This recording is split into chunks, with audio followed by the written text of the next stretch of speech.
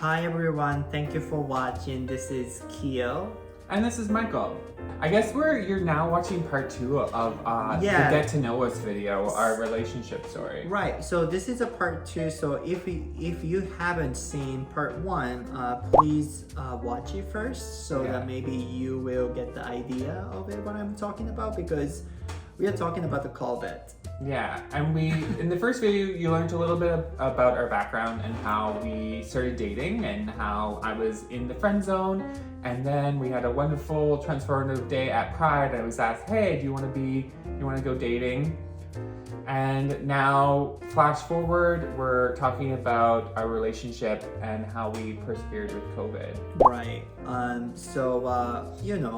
We had a very great time. Like, we went to the beach and I remember we were at the beach when I first told him that I loved him. Our relationship is progressing, and he meets my mom over pierogies and then we went to Niagara Falls. We won't go to Montreal. Oh yeah, Montreal. Yeah, it was we a have really all fun these time. trips. And then basically in January 2020, people start talking a little bit about COVID. I remember thinking oh, this sounds really bad. And I started feeling really nervous. Right.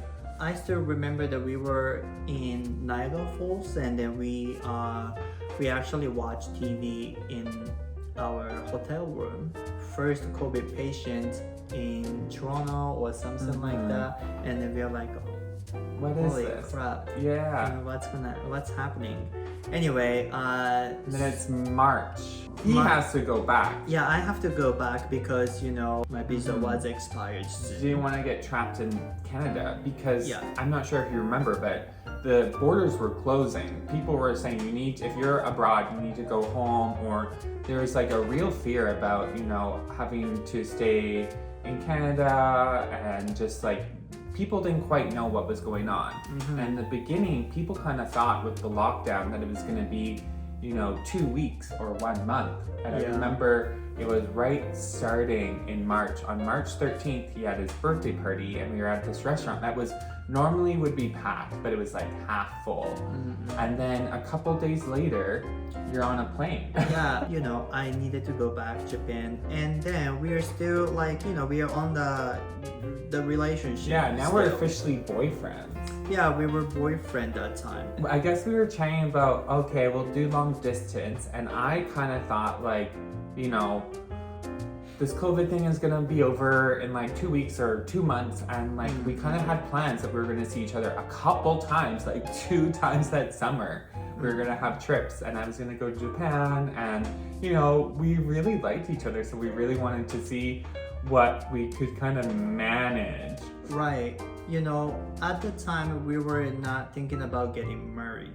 No, we were just wanting to kind of progress things a little bit. Yeah, we were just not thinking about the future. I'm not sure. We liked each other. We didn't want it to end, but we didn't have a good plan for how to be together. Every day, we are on the video calls and then talking about it, and what happens today or something like that. I need to call noon. From my work, you're at the night or something. Yeah, it would be 5, depending on the time, it would be 5 or 6 my time.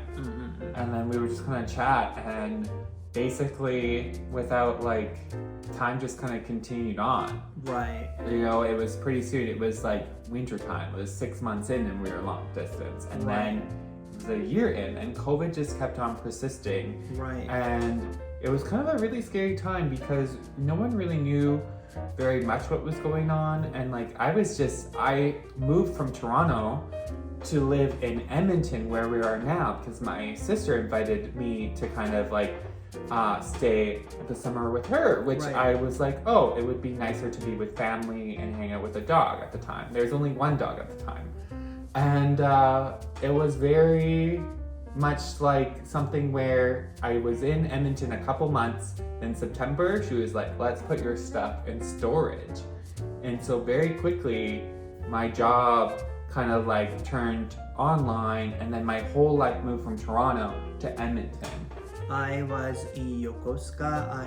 I came back to my town, Yokosuka, from Canada, and then luckily I got the job. So I basically lived by myself during a COVID time. It was nice that like I have what you call it, the sustainable income. Yeah, definitely. That's what you call it, sustainable income. So anyway, I was in Yokosuka, and then Michael was in Edmonton, and then we just like keep in touch. That's what we did. Yeah, we were just, Isn't it crazy? Yeah, we were just talking every day and we were also trying to have like dates. Like, that's something I remember a lot is we would have these internet dates where we would watch a movie together, or we would have food, like he would have lunch and I would have supper. Right. And we would be eating and chatting with each other, which is a strategy I recommend if you are long distance. Anyway, and then how we propose each other. Well, here's the thing. I don't remember our proposal very much. We were very practical. Okay, what was it? I remember the one day, I think you started working in Edmonton. So, he's moved on to a next stage in Edmonton. I move up. Yeah, move up in Edmonton. And then we were just like, I was saying like, I'm glad that like you got the job or something like that, and then I say that maybe like we should get married so we can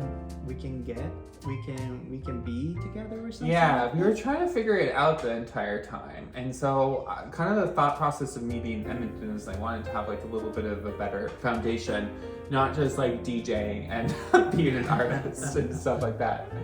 But you were saying that, I was thinking same thing. Because at the time, like when we got engaged, we were long distance for a year and a half or something. Yeah, like we were tested, but COVID was still persisting. And I couldn't travel to Japan at that time. And he couldn't travel to Canada at the time. Like we were separated and we were not allowed. Yeah. And there was no stopping that. So like with the engagement, it was kind of like, I remember it just being really practical. Yeah, very frankly on the phone. Yeah, because it was like, wow, we've been separated long distance for so long, and it felt like let's just keep it going. Like that's what the long distance really felt like. Like, it was like, this is still working. I still love him very much, and we got to figure out a strategy of, it just was very apparent to me that we were meant to be. So like, might as well get it done is what I kind of thought. Yeah, that's what I felt too, like we were meant to be.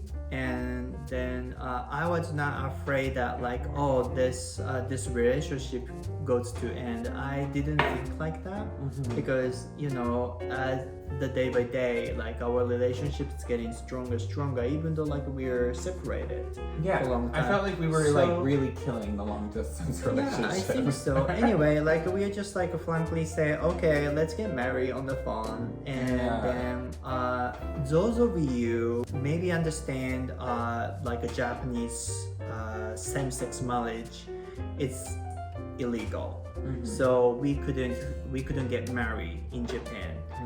So only thing that we can do is I need to move to Canada to get married. I need to go to Canada, and then we set up the time that let's just do 2022 December, which was so far in the future at that time, and I was like, what? You don't want to get married to me like immediately? Because I was really much like, I want to get married. I want to have Kiyo here. For me, like, I'm just worried about the money. I need to save a little bit. Yeah. And then also like, think about the COVID. It was like 2021 summer, and then it was still like, our border was closed. Like, and they continued closed for a long time. Yeah, so I was thinking like maybe next year it could change situation a little bit. So I was just like, let's just give us a one more year to think about. Which I hated. Like, if I can go to Canada or not. Deadline was December 2022, which which happened. Yeah, basically. So that's good. And then do you want to talk about us meeting in the airport? No, we were talking about the family reaction first. Oh, our family's, well, my family was very much like, oh, Kiyo's so great. And like, because they chatted with him a little bit, and I think they were like, lock him down. And also, I'm not the youngest person here, so I think there was kind of a desire for, my family just thought it would be good. Also, they just wanted Kiyo, like, in a part of their family. They're like, don't let this slip, like, get your stuff together. It's such a very Canadian household, like, you know, everybody educated, and then they know about minority LGBTQ members, and you know, it is really I don't know, it's really easy to talk about, hey, I'm going to marry to a same-sex person, and they're like, okay, yeah. Well, I've been out for a long time at that time, and I think everyone just really liked you, and I really like your families too. Yeah, it's really it was I was really lucky, I guess. We were very lucky. And also, like, my family reaction was like, my mom know that I'm the part of the LGBTQ member. So she was like, oh, congratulations, but she was worried that because I'm going to be in Canada forever. Yeah. So, you know, she was like, oh, like we're gonna be far away from each other. But my mom was really happy with me, and then also my brothers, they're just like, don't care whom I get married to. So, you know, both family are very happy about our news. So that was really good. And on December 2022, I hop on the plane and came to Edmonton. I think the first video that show you guys, that was the go see that video. that was the video. I was really nervous for the immigration and so on and so. I wrote a letter. Yeah, which is we are not talking about that today. But anyway, like it is really wild because we're separated 999 days. Yeah, isn't it crazy? So long. And then we met each other again on the 10,000th day. Not 10,000th day. 1,000 day. 1,000 day. 10,000 days is such a long time. Yeah. 1,000 day. Which is also a long time. Yeah, which is a long time. Yeah, you know, we just it was really happy, and it was just the moment that, like, you know, sometimes like when you go to you go to a concert to see a superstar, and then like the moment you don't remember, but the emotion is just only like lingering to you. Lingers to you? Yeah. I remember. Really? I remember a little bit. I remember just because I saw his face on such a tiny screen for so long, and I remember just being like, "Oh, he is so high def in real life." Like I could see everything so much better, and it was just like this kind of interesting feeling of being like, "Oh, good, everything's good now. He's here." And like just feeling like really comfortable and safe in that moment, that things are good, that we passed that big hurdle, you know. The big hurdle is me step on the Canadian land. And then we are talking about the wedding. So our wedding was really crazy and quick because we had lots of different thoughts about how we were going to get married.